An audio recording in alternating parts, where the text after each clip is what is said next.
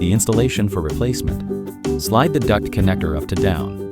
Remove fan motor from fan housing.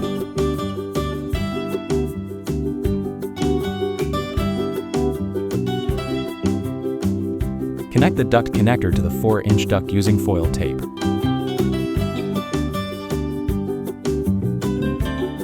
Twist the black, white, and ground wires to their corresponding house wires. Secure each connection with a wire nut. Lift the fan unit and position it into the ceiling. Fasten the bottom of the fan housing to the wooden board with screws.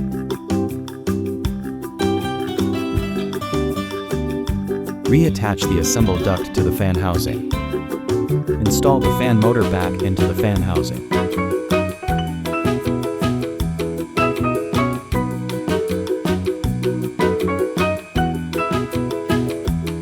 Compress the spring clips and insert them into the slots on the fan housing. Installation completed.